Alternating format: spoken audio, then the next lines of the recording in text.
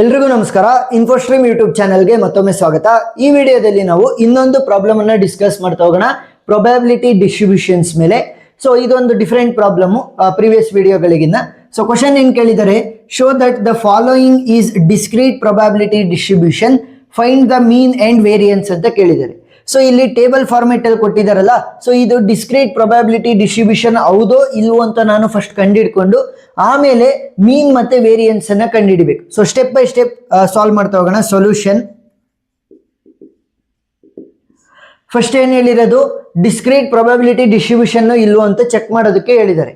First probability of X must be greater than or equal to 0. ಸರಿನಾ?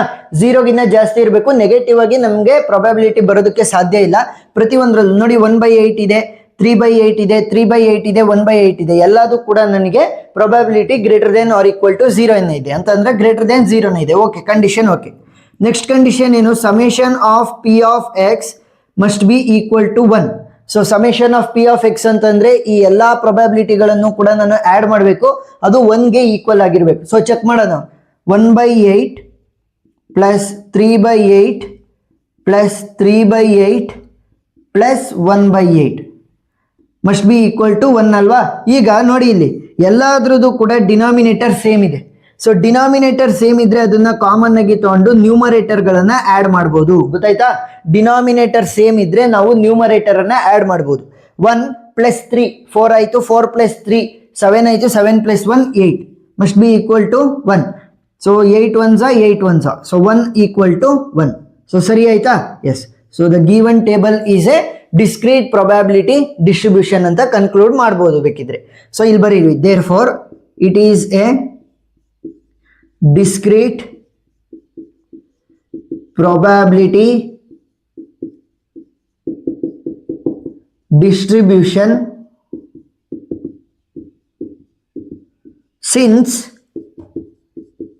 p of x is greater than or equal to 0 and summation of p of x is equal to 1. ಸರಿನಾ? ಇಷ್ಟನ್ನ ಬರೀರಿ. ಈಗ ಏನಾಯ್ತು, ಅರ್ಧ part ಮುಗೀತು ಅಂತ ಅಂದ್ರೆ discrete probability distribution ಅಂತ ಪ್ರೂವ್ ಮಾಡಿದೆ. ನೆಕ್ಸ್ಟ್ ಏನ್ ಕೇಳ್ತಾ ಇದ್ದಾರೆ, find the mean and variance. So mean, variance ಮತ್ತೆ ಸ್ಟ್ಯಾಂಡರ್ಡ್ ಡಿವಿಯೇಷನ್ ಅನ್ನು ಕೂಡ ಯಾವ ರೀತಿ ಕಂಡುಹಿಡಿಯೋದು ಅಂತ ಹೇಳ್ಕೊಡ್ತಾ ಹೋಗ್ತೀನಿ. ಸರಿನಾ? ಇವಾಗ ಫಸ್ಟ್ ಮೀನ್ ಅನ್ನ ಕಂಡುಹಿಡಿತಾ ಹೋಗೋಣ. ಮೀನ್ ಫಾರ್ಮುಲಾ ಬರ್ದೆ ಸಾಲ್ವ್ ಮಾಡಬೇಕು. ಸರಿನಾ? ಮೀನ್ಗೆ ಸೊ ಮೀನ್ದು ಏನು ರೆಪ್ರೆಸೆಂಟೇಷನ್, ಮ್ಯೂ ಇಂದ ನಾವು ರೆಪ್ರೆಸೆಂಟೇಷನ್ ಅನ್ನ ಮಾಡ್ತಾ ಹೋಗ್ತೀವಿ. So what is mean? Summation of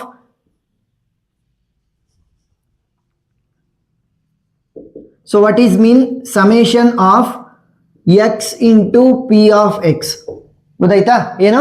summation of x into p of x, ಅಥವಾ ಒಂದೊಂದ್ಸಲಿ summation of xi into p of xi ಅಂತ ಕೂಡ ತಗೊಂತೀವಿ. summation of p of x into p of x ಅಂತ ಕೂಡ ತಗೋಬಹುದು. summation of xi into p of xi ಅಂತ ಕೂಡ ತಗೋಬಹುದು.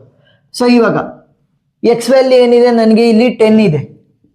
Next ಇದರ ರೆಸ್ಪೆಕ್ಟಿವ್ ಪ್ರೊಬ್ಯಾಬಿಲಿಟಿ ಎಷ್ಟಿದೆ? 1/8 ಇದೆ. ಗೊತ್ತಾಯ್ತಾ? ಆ ತರ ಮಲ್ಟಿಪ್ಲೈ ಮಾಡಬೇಕು. ಪ್ಲಸ್ ನೋಡಿ, ಇದು ಇಂಟು ಇದು plus 20 into 3/8, 20 into 3/8 plus 30 into 3/8, 30 into 3/8 plus last one 40 into 1/8, 40 into 1/8.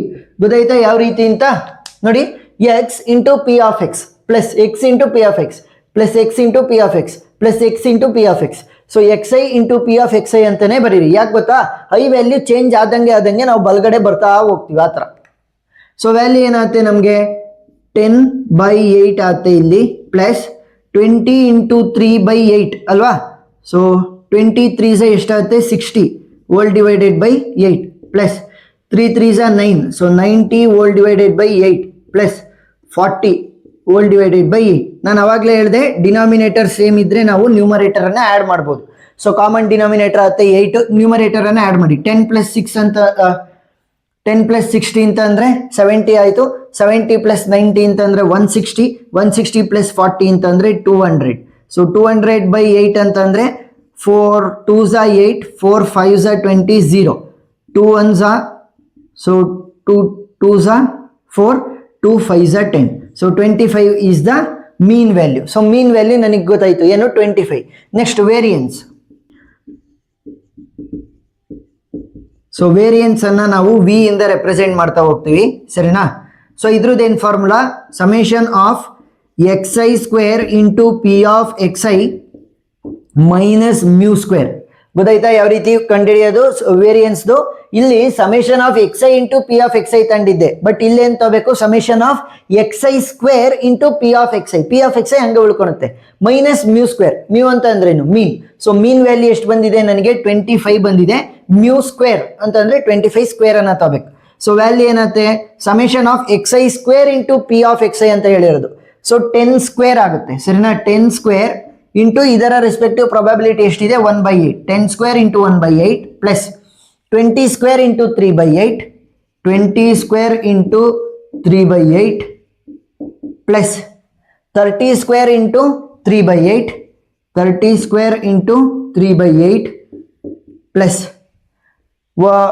40 square into 1/8, 40 square into 1/8 minus mu square. So mu value ಏನಿರೋದು 25. So 25 whole square. So value ಏನಾಗುತ್ತೆ ನೋಡಿ, ಕ್ಯಾಲ್ಕುಲೇಟರ್ ಯೂಸ್ ಮಾಡಿ.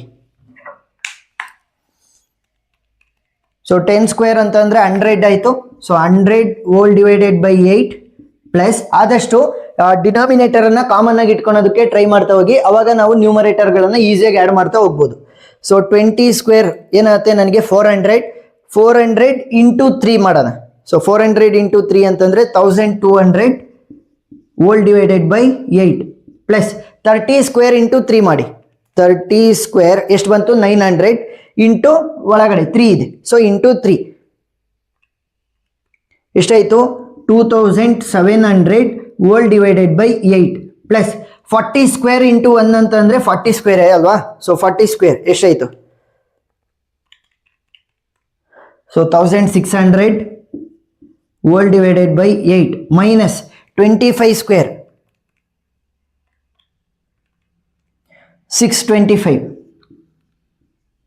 So ವ್ಯಾಲ್ಯೂಗಳನ್ನು calculate ಮಾಡಿ ನೋಡಿ. ಇಲ್ಲಿ denominator same ಇದೆ, so ನಾವೇನು ಮಾಡ್ಬೋದು, ನ್ಯೂಮರೇಟರ್ ಅನ್ನ ಆ್ಯಡ್ ಮಾಡ್ಬೋದು. So 100 plus 1200 plus 2700 plus 1600. So value ಎಷ್ಟಾಗುತ್ತೆ? 5600 ಬೈ 8 ಮೈನಸ್ 625 ಆಯ್ತಾ? ಎಸ್. ಸೊ ಈಗ 5600 ಡಿವೈಡೆಡ್ ಬೈ 8 ಮಾಡಿ. ಸೊ ವ್ಯಾಲ್ಯೂ ಎಷ್ಟು ಬರುತ್ತೆ? 700. ಸೊ 700 ಮೈನಸ್ 625 ಸೊ ವ್ಯಾಲ್ಯೂ ಎಷ್ಟು ಬಂತು ನಮಗೆ? 75. So 75 will be the variance. ಅವ್ರು ಇವಾಗ ಏನಾದರೂ ಸ್ಟ್ಯಾಂಡರ್ಡ್ ಡಿವಿಯೇಷನ್ ಕೇಳಿದ್ರು ಅಂತ ಅನ್ಕೊಳ್ಳಿ, ಇಲ್ಲಿ ಬರುತ್ತೆ ನೋಡಿ. Standard deviation will be equal to root of variance. ಗೊತ್ತಾಯ್ತಾ? Standard deviation will be equal to root of variance. ಈ ಕ್ವಶನ್ ಅಲ್ಲಿ ಕೇಳಿರ್ಲಿಲ್ಲ, ನಾನು ಎಕ್ಸ್ಟ್ರಾ ಹೇಳ್ತಾ ಇರೋದು. ಎಷ್ಟು ಬಂದಿರೋದು ನನಗೆ variance? 75. So root of 75 value ಏನಾಗುತ್ತೆ ನೋಡಿ, root of 75 value is 8.66. So ಇಷ್ಟನ್ನ ಬರೀರಿ ಸಾಕು. ಗೊತ್ತಾಯ್ತಾ ಯಾವ ರೀತಿ ಸಾಲ್ವ್ ಮಾಡೋದು ಅಂತ? ಫಸ್ಟ್ ನಾವು ಟೇಬಲ್ ಅನ್ನ ಕೊಟ್ಟಿರ್ತಾರಲ್ಲ, ಅದು ಡಿಸ್ಕ್ರೀಟ್ ಪ್ರೊಬಬಿಲಿಟಿ ಡಿಸ್ಟ್ರಿಬ್ಯೂಷನ್ ಇಲ್ಲೋ ಅಂತ ನಾವು ಕಂಡುಹಿಡಬೇಕು. 2 ಕಂಡೀಷನ್. ಒಂದು p of X must be greater than or equal to 0 ಅಂತಂದ್ರೆ ಇಲ್ಲಿ ಪ್ರತಿಯೊಂದ್ರದ್ದು ಪ್ರೊಬಬಿಲಿಟಿಯನ್ನ ನೋಡಿದಾಗ ಅದು ಮೈನಸ್ ಅಲ್ಲಿ ಇರಬಾರ್ದು, 0 ಇರಬೇಕು ಅಥವಾ 0ಗಿನ್ನ ಜಾಸ್ತಿ ಇರಬೇಕು.